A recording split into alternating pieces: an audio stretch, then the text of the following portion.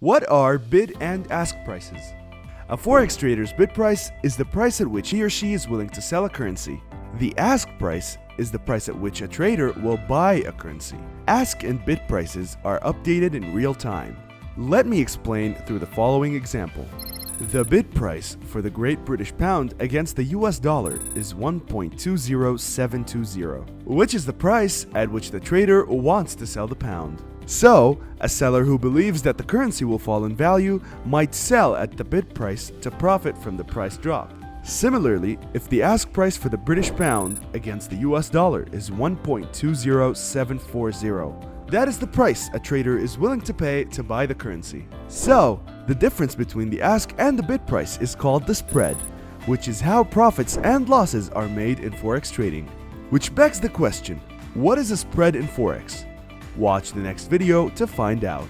Stay tuned for more CGFX educational videos.